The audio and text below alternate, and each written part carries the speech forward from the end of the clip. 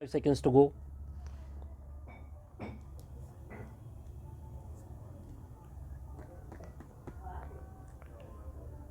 Start. The same came to be rejected by orders dated 23rd January 2020 and 6th March 2020. The accused had also preferred a bail application under section 439 of the CRPC, which was rejected by the Additional Sessions Judge number 5, Jaipur Metropolitan, by order dated 12th March 2020, having regard to the gravity of the offences alleged against the accused. The respondent accused preferred another bail application before the High Court, and by the impugned order dated 7th May 2020, the High Court has enlarged him on bail. Being aggrieved by the grant of bail to the respondent accused, the informant appellant has preferred the instant appeal before this court. We have heard Shri Basant R, learned senior counsel for the appellant, and Shri Aditya Kumar Chaudhary, learned counsel for respondent accused, and have perused the material on record.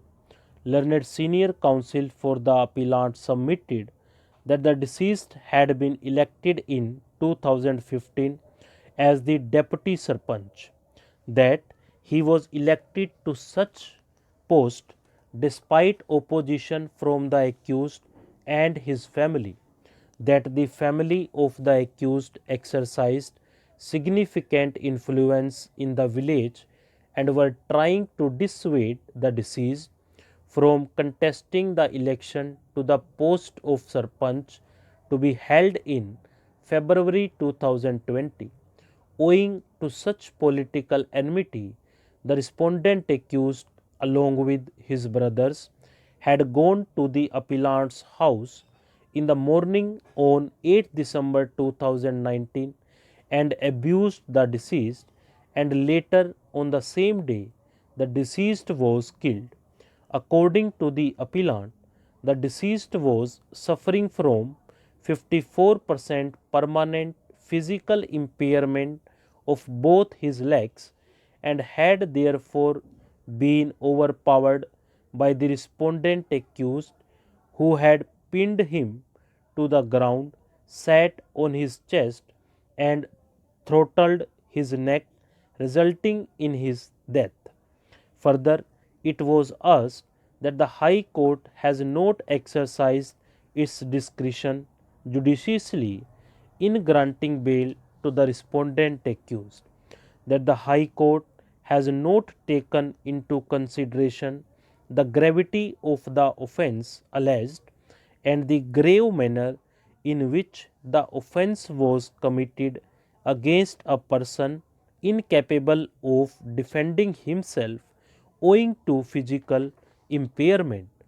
It was submitted that the factum of previous enmity between the family of the accused and the deceased has not been taken into consideration by the High Court in the context of the allegations against the accused with regard to the grant of bail, that the possibility of respondent accused, a person exercising high political influence in village, absconding or threatening the witnesses or the family of the deceased, thereby having a bearing on the trial if released on bail, could not be ruled out, that the police were initially reluctant to even register an FIR against the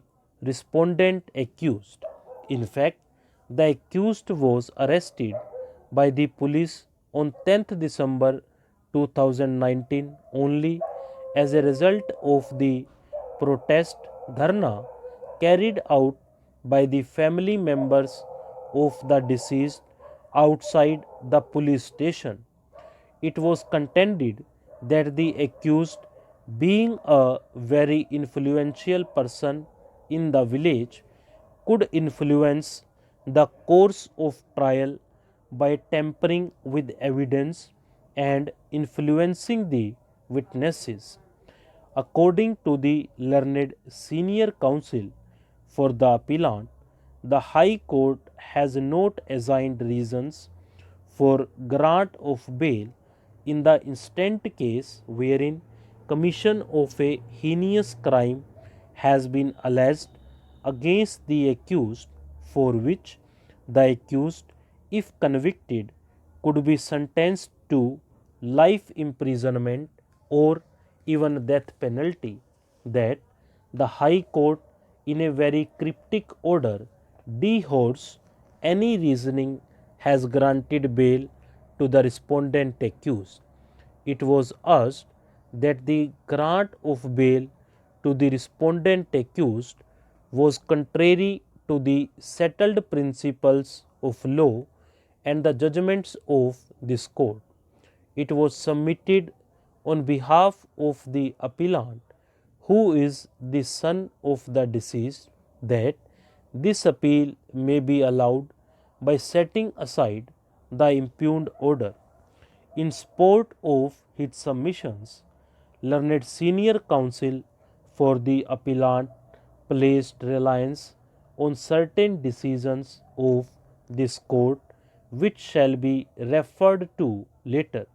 Per contra, Shri Aditya Kumar Chaudhary, learned counsel for respondent accused, submitted that the impugned order does not suffer from any infirmity warranting any interference by this court, that the informant appellant has narrated an untrue version of events in order to falsely implicate the accused.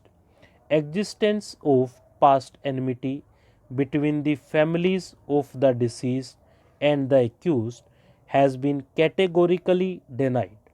It has been stated that the two families maintained cordial relations, which fact is evidenced by the findings in the charge sheet dated 7th February 2020. Stop.